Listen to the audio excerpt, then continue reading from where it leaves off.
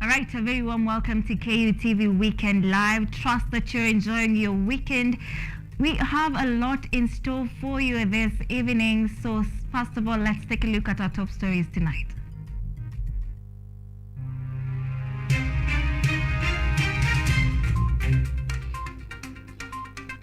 Government to provide full support for Magoha's burial, says Deputy President Rigathi Gachagua. Religious leaders urge opposition to give government time to deliver.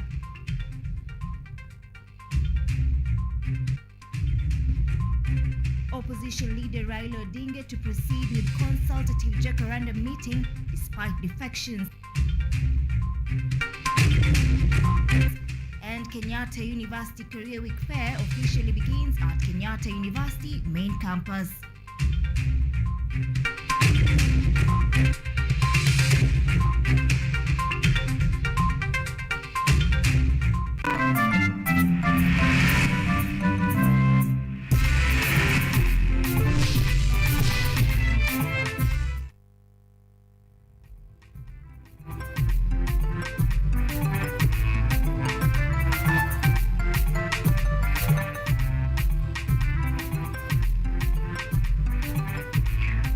Welcome to the broadcast. I'm in the company of Ruth Chepkoech, our sign language interpreter tonight.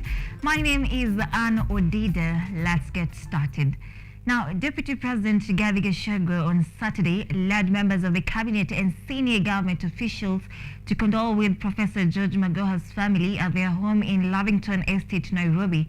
The second-in-command assured the family that the government will support the family and give the late professor befitting burial. Gachagua further told the family that the government will provide a Kenya Air Force helicopter to airlift the body for the burial slated for next Saturday in Game constituency, Siaya County. President Ruto, in his message conveyed by the DP, termed the late professor as a distinguished and dedicated public servant. The family laid to rest Magoha's younger brother, Professor Alex Nyabera, today in Siaya County. We are here as a government delegation sent by President William Ruto on behalf of government to come and condole with the family of the late professor and say that the government recognizes his distinguished service to the people of Kenya in the various capacities as Vice Chancellor, as Chairman of the National Examination Council, as Minister for Education, and the government would want to assist the family to give him a dignified send-off. The national chairperson of the Council of Imams and Preachers of Kenya, Sheikh Abdallah Ibrahim, has urged opposition leader Raila Odinga to allow President William Ruto to deliver his manifesto to Kenyans by toning down his criticisms and protests. Abdallah says that the president has been organizing his government, an indication that work is going on. While addressing the Fourth Estate, Sheikh Abdallah has asked opposition leader Raila Odinga to play his critical role in putting the government in check, but not necessarily by calling for street protests, which will only cause damage to properties and a loss of time resource. Tukilete maandamano katika nchi, tujua kwamba tena uchumi tutazidi kuzoroteka kabisa, utazidi kuzoroteka. Na ujua kwamba maandamano pale Nairobi yakiweko au mji wote ule, basi kuweko na maandamano, shughuli zote zinasimama. Na shughuli zikisimama, hakuna kazi ambayo inaendelea. Ateka called on the opposition leader to accept the verdict of the Supreme Court and respect the will of the people of Kenya who voted for President William Ruto. The Sheikh added that Raila Odinga should applaud the government for good deeds while also reproaching anything not rightly done. Na sasa afanye kazi yake ambayo ni mzuri sana ya kufanya nini? Ya kuwa official opposition, kuangalia serikali. Penye serikali nafanya makosa, awarekebishe na kuwajulisha kwamba hapo sio sawa. At the same time, Ateka has called on the National Treasury to be mindful of students from poor families by releasing the National Government Constituency Development Fund on time. He also called on those appointed in government to support the president in steering development programs that will benefit Kenyans. Niliomba kwamba wala watu ambao walibahatika kuweza kupata nadhifa za kiserikali na kupewa kazi ya kufanya na Dr. William Samoei Ruto waweze kumsaidia kwa njia ambayo ni mzuri, ili kwa ajili ya kuleta maendeleo na ufanisi katika nchi yetu. This happens days after opposition leader Raila Odinga claimed that he does not recognize Ruto as president and consider his government illegitimate. Ruth Wanjiru, KU TV. All right, now Azimio la Umoja One Kenya Coalition Party is set to hold another consultative rally tomorrow, Sunday, the 29th, at the Jacaranda grounds in Nairobi. The coalition's leader, Raila Odinga, has taken to his Twitter account to reiterate that the rally themed No Handshake will take place as was earlier planned. This comes even as Jubilee politicians, including nominated Member of Parliament Sabina Chege, have signaled lack of interest in the rallies and declared support for the Kenya Kwanza government. At the same time, Wiper leader Kalonzo Musyoka's spokesperson Paloma Gatabaki has rubbished reports that Kalonzo will not attend future Azimio rallies, terming it as fake news.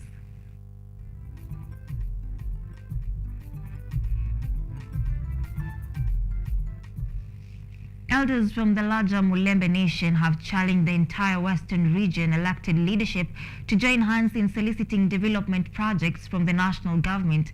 Speaking at a meeting in Busia County, Prime Cabinet Secretary Musalia Mudavadi mooted the adoption of a three-agenda approach which focuses on growth, equality and sustainability to spur development in Western Kenya. Also in attendance was King Nabongo Mumia. In the political high waters, the Mulembe Nation's ship is steering against the tides with uncertainty as the region remains undecided over their captain, even as the national politics gets steamrolled by regional kingpins, hence the unending calls for Luya unity. Politicians ndio wanaharibu unity kwa sababu wakati wanajiunga kwa vyama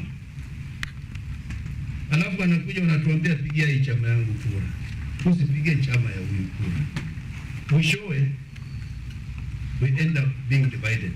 However, there might be a white smoke after all. In a meeting held in Buyosi, Busia County at the home of former Nambale MP and chairman of the Western Elders Philip Masinde, Musalia Mudavadi, who is the senior-most Western politician in the Ruto administration, was inducted into the region's Council of Elders. Mudavadi says that only concerted efforts can bring about their region's economic emancipation. Hii siasa yetu ambayo tumetembea, tumegawanyika, tunataka tuanze nayo kwanza. Uchaguzi umekwisha. Sasa ni lazima tutafute ajira kwa watoto wetu. Biashara zianze kufufuliwa. Ukulima unawiri, watu waweke pesa mfukoni. Tuangalie mambo ya afya. Busia Governor Paul Tuoma of the ODM party reiterated the importance of unity across the political divide, saying he will collaborate with Kenya Kwanza to attract resources for his county. And we must look forward. That how do we behave, how do we move forward? Kwa sababu siasa, you don't do politics for the sake of politics. Politics unaakilisha watu. You carry aspirations of people. Those who voted for you and those who did vote for you. Mukishamaliza, that is the way democracy works. The elders expressed their concerns over the gradual death of the agricultural economy, especially due to the dwindling fortunes of the Mumias and Nzoia sugar factories, as well as cotton farming. This situation, they say, can only be turned around by staying in government. We need unity of Western Kenya. And Western Kenya here tuko na tribes nyingi ambazo ziko hapa. By the grace of Mungu, they have a right to be here. The convention brought together elders from Kakamega, Bungoma, Busia, Vihiga and Trans Nzoia. Dennis Omondi, KU TV. Kenyatta University Career Week has kicked off today at Kenyatta University main campus, Nairobi, and is set to go on for 1 week until the 3rd of February. Students from over 80 secondary schools were present at the opening of the event that is themed Digital Disruption, the Future of Work in Hybrid World. This is an event that happens every once in a year at the institution. Students from 87 secondary schools today attended a one-week career event that commenced at 9 a.m. following the invitation by Kenyatta University to get informed on career choices and university placement application process. Kenyatta University Vice Chancellor Professor Paul Wainaina encouraged the students to work hard and above all have positive attitude towards everything they approach for them to become winners in this generation. For you to succeed, to be a good architect, for you to succeed, to be a good professor, we must also train you to be a good human being who is able to produce and who is able to help other human beings. In other words, I'm saying you need to be a social being. Dr. Masigichoi from Career Guidance Department advised the students to be very careful when they are choosing courses to do in the university, since career choice determines one's entire life. Step one, you need to know yourself and the reasons why you are joining or you are considering college education. The first one is to consider or to know yourself and the reasons for considering college education. So why do you? Is it for economic benefit? Is it for social benefit? Is it for health benefit? Is it for personal growth? Mr. Johnson Gichinga, a representative from Kenya Universities and Colleges Central Placement Service (CUPS), assured all students doing their Kenya Certificate of Secondary Education shall be placed to different institutions ranging from universities, colleges, TVETs and artisan schools depending with one's grade. The regulator of each program is indicated. The grade that regulator requires is also indicated. Is upon you now to make sure that you have scored what the regulator wants. Then there is what we call placement shall be by merit. Board of Funding Higher Education HELB was represented by Ms. Pauline Kawira, who assured all students who apply for HELB loan with the required qualifications get it, depending with the loan limit of the board. For undergraduate students, we have a maximum of 60,000, as Mr. Odongo was given, and a minimum of 40. That is what we give our students. For TVET, at the moment, we are only giving students who have been called by CUPS, but will go to technical institutes, not universities. At the end of the first day of that event, students present also expressed their interest in the institution. My name is Saris Wanjiro from St. Angela's Girls High School, Karura, and my experience in this career day, I've learned a lot about career thing, and it is good because I want to be a neurosurgeon.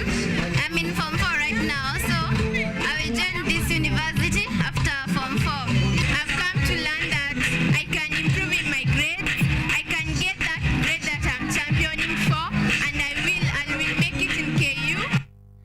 The event shall be continued on Monday 30th of this month until February 3rd. Mutunga Joseph, KUTV, Nairobi. Technical and Vocational Education Training TVET PS Dr. Esther Para has urged technical training institutions to implement more competency-based education and training programs. Speaking on behalf of the PS during Mitungu Technical Training Institute's inaugural graduation ceremony, Mr. Joseph Njau, the Acting Director for Technical Education, said that technical skills and innovations are critical to the future of Kenya in achieving Vision 2030, and that the government has so far committed huge resources to improving infrastructural development, equipping institutions and capacity building of the trainers. Mitungu Institute released 937 graduates to the job market.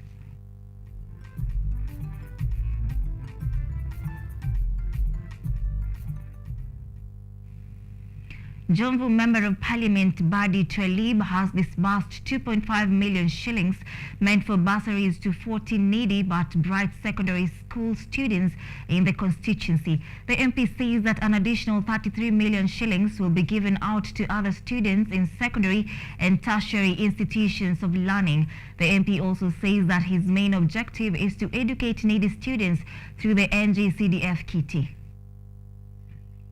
In his address after disbursing 2.5 million shillings bursary funds to 40 secondary school students from needy families, Jomvu MP Badi Twalib said that education is among his top priorities in the constituency and that for development to be realized, education must be accorded due attention. Leo tumesema kwa hawa watoto tuwapatie kila moja check ya 53,000 ambayo tumeiangalia, it has come timely kuona kwa shule zimefunguliwa juzi ndio wazazi wasiweze kupata shida kule shule. The MP holds that the disbursement of bursaries is meant to bridge the gap between the rich and poor families by bringing about equality in access to education. MP Twalib has urged parents to educate their children, reminding them that education is the greatest asset they can bequeath their children. Mimi nimefutilia mbali yale mambo ya basari mitaani ambapo likuwa watu wakitembea na basari katika kila mitaa, kila kitongoji. Hivi sasa basari zote zitakuwa katika Central Point. Na vile vile nilifutilia mbali kuweka basari ofisini. Kuna wale wajanja ambao wanajifanya ni wazuri sana kuingia ofisini, kublock wengine kutoingia.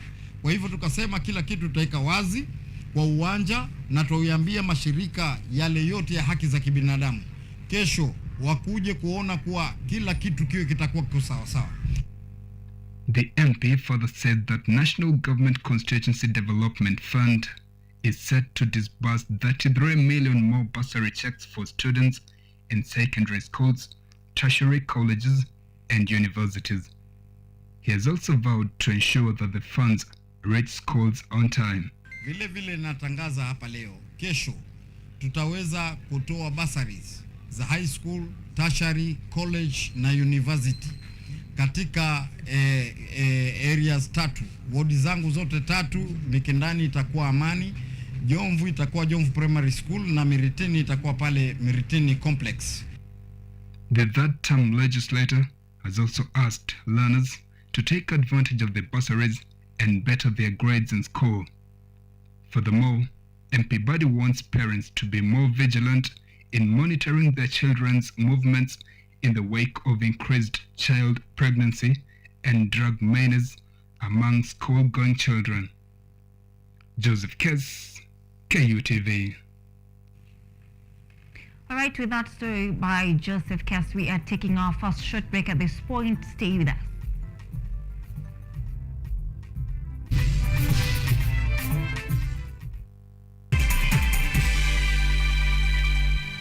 My name is James Mbaru. I'm the Managing Director at Genovation. Genovation is a software house, is an innovation hub. However, we have currently and of late we have our latest system, which is a JARIDA. JARIDA is a visitor management system. It's also a guest book management system, so where people can sign in that they have come to see you and what they have come to do with it. It's also a service offering system. So for example, those companies that are offering services like lunch, and you need to know who has actually come in for lunch, what time do they come in for lunch, what do they have, and how much you need to compensate the service provider.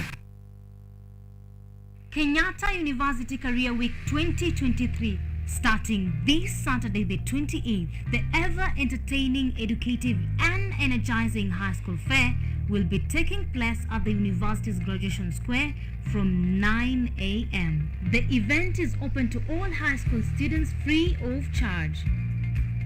Join us and learn more on the academic programs and interact with different faculties. Public lectures on topical issues will be taking place between Monday and Wednesday, with corporate exhibitions scheduled for Thursday the 2nd and Friday 3rd February. The official opening ceremony will take place on Thursday 2nd February at the Graduation Square from 1 p.m. This year's theme is dubbed digital disruptions, the future of work in a hybrid world. Be part of us as we mark the 2023 Career Week Fair.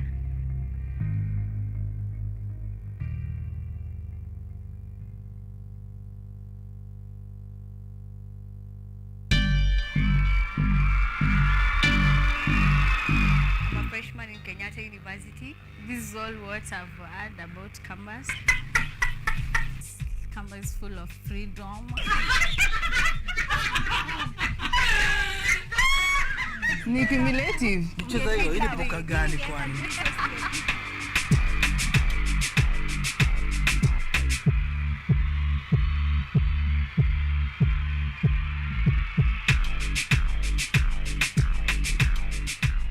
I'm a focus student and I mostly hang out at shopping center. I'm an arboretum. And what I'd tell first years is it's never too late to start being serious.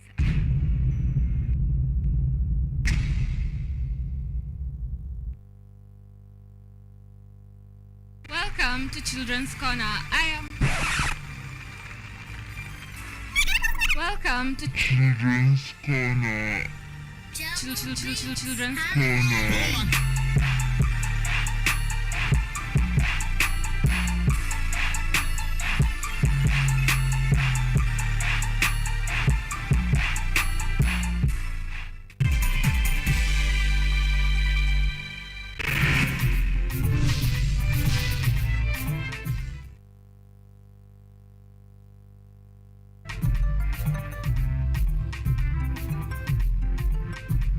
Welcome back. Thank you for staying with us. Let's continue the bulletin. Now, the government is set to review contributions made to the National Hospital Insurance Fund, NHIF, in a bid to ensure that Kenyans have access to medical treatment with ease. Speaking during the launch of National Cervical Cancer Awareness Month at Rinyenje Stadium in Embu County, Health Cabinet Secretary Susan Nakumicha said the reviewed health insurance charges will be announced soon. Speaking during the launch of National Cervical Awareness Month at Rinyenje Stadium in Embu County, Health Cabinet Secretary Susan Nakumicha said the reviewing of NHIF premiums is part of the new reforms that the government plans to institute in the medical scheme, a move she says is pegged at ensuring all Kenyans access medical services with ease. Na hivi karibuni tutakuwa tunawaeleza malipo mapya kwa sababu ni vyema ya kwamba hicho kiwango kisongeshwe chini. Na rais alitangaza akasema ya kwamba akichaguliwa hiyo hela ambayo inalipwa 500 itapunguzwa. The CS noted that in the new reforms, NHIF charges will be much lower than the current Kenyan shillings 500 monthly payments, making it easier for every Kenyan to enroll to the medical insurance scheme. At the same time, the CS said the government has initiated plans to vaccinate 90% of girls between 10 to 14 years, screening of 70% of women between 35 to 49 years, and providing 90% treatment and care to all the women found suffering from cervical cancer.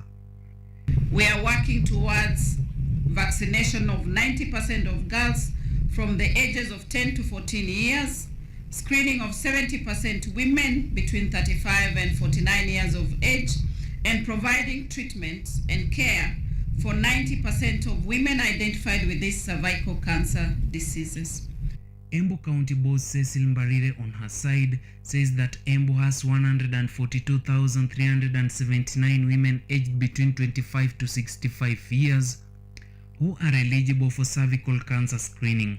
Barire says that her administration intends to conduct cervical cancer screening up to the ward levels in order to attain maximum screening of women.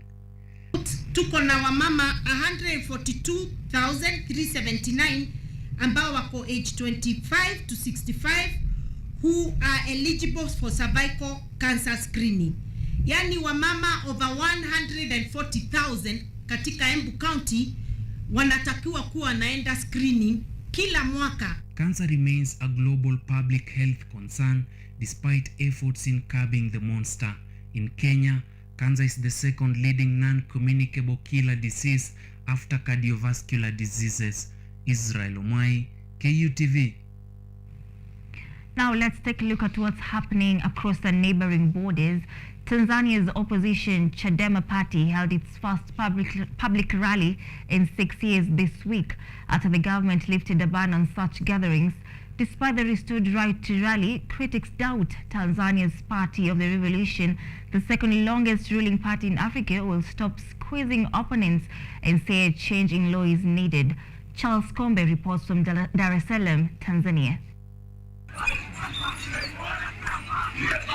Tanzania's opposition Party for Democracy and Progress, known as Chadema, celebrates the lifting of 6-year ban on their rallies, which the government said were security concern. The party's Deputy Secretary General Benson Kigaila says during the ban, the state often targeted their members and supporters. The political environment was hard. Many people were arrested, and we had a lot of trumped-up cases. People were detained and tortured. In short, there were a lot of bad things that were done. Rights groups say the late former president of Tanzania, John Magufuli, cracked down on critics. Since his death in 2021, President Samia Suluhu Hassan has vowed a more open political space, including this month's lifting of the ban on political rallies. Our responsibility is to protect you to hold political rallies peacefully, finish well, and leave safely. That's our responsibility as the government. Your responsibility as a political party is to follow the laws and regulations. The chairman of Chadema, Freeman Mbowe, spent 7 months in jail on terrorism charges before the prosecution in March dropped the case. He says President Hassan's lifting the ban and meeting with opposition members makes him optimistic about the future.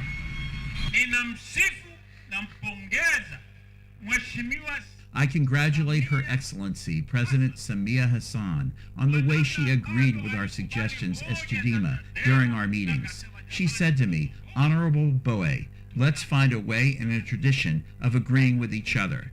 This president agreed with what I suggested to her on behalf of all the Chadema supporters, and yet there are some people who want me to insult her. I will never do that. But Chadema and rights activists say Tanzania's president needs to move forward with reforming the constitution and laws so rights cannot be taken away by decree. Statements from leaders most of the time are not a good way to lead any democratic country. So, to ensure this right continues, we must have laws, because if we wait and depend on the president or the ruling party's decision, we will not be moving forward in democracy. If we move by what the laws are saying, it will help this right to continue to be applied well in our country. Meanwhile, Tanzania's opposition plans to take full advantage of the ban being lifted, with rallies planned all over the country. Charles Kombe for VA News, Dar es Salaam, Tanzania. Now, Nigeria's Electoral Commission says it will hold elections in February despite threats to its facilitators and staff since Nigeria's last elections in 2019. The Commission has recorded more than 50 attacks on its facilities. Observers say such violence could hinder voting if it happens in the run-up to the polls. Timothy Obiezu reports from Abuja, Nigeria. One by one, presidential candidates, party members, and observers arrived for the signing of a National Peace Pact ahead of February 25th polls. It's a measure undertaken to foster fair play among political parties and their supporters before, during, and after the elections. In recent weeks, Nigeria has seen an escalation in clashes during campaign events and attacks on facilities of Nigeria's Independent National Election Commission, or INEC. These attacks on INEC offices impedes on INEC ability to conduct elections. And this is where we have a major source of concern. The Electoral Commission has reported at least 53 attacks and arsons on its facilities in the last 4 years. In December, 4 INEC offices were burned, setting back preparations for the elections. But despite the security threats, officials are not deterred. The various security agencies have assured us that they have the capacity to secure the country and secure the country enough to allow us to conduct a very, very good election. So we keep on interfacing with them, we keep on liaising with them, and we keep on receiving security advice and information from them. On INEC's books, there are more than 93 million registered voters, including 12 million new voters registered in the past year. In the past two general elections, only about 40% of registered voters cast ballots due to apathy and lack of confidence in the electoral process. INEC has been removing ineligible voters from the voter rolls and will deploy technologically assisted voter systems with fingerprints and facial identification features during the polls, says Okoye. And we had 14 critical items that we felt we must accomplish before the election. Out of those 14 items, we've already accomplished 11. So in terms of our preparations, we are getting ready by the day. But some citizens say the readiness did not include their centers. 70% of the people that are coming here, they are not seeing their voters card. Likewise, me, I didn't see my own. They say that my own is not printed. So I don't think I have hope of voting. In recent years, Nigeria has struggled to halt violence by Islamist militants and armed kidnappers, in addition to the attacks on the electoral system. Many here say the next president must address these problems for good. Timothy Obiazu for VOA News, Abuja, Nigeria.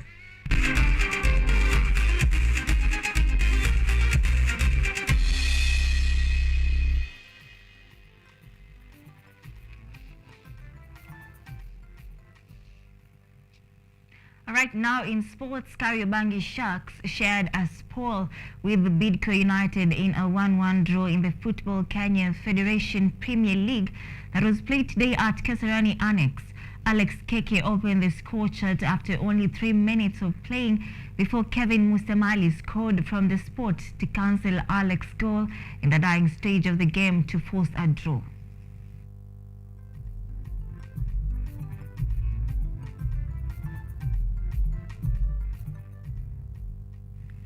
The national sevens rugby team, Kenya Shujaa, rallied from a 14-0 score to win 24-19 over Uruguay and finish third in Pool B of the Sydney Sevens leg.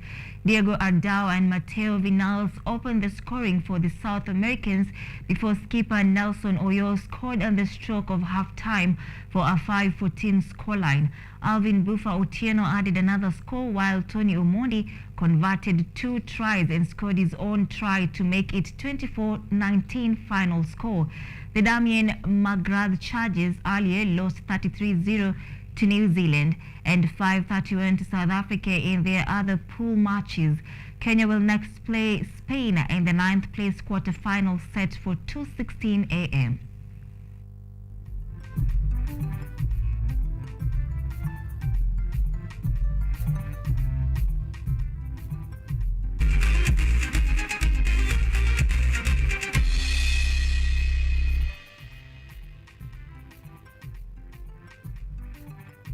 From us here at KUTV Weekend Live News Desk, many thanks indeed for all that took part in making this bulletin a success tonight. Be sure to join me again tomorrow for the Weekend Live. My name is Ann ODIDA. I'm in the company of Ruth Chepkoech, our sign language interpreter tonight. Have a good night and see you tomorrow.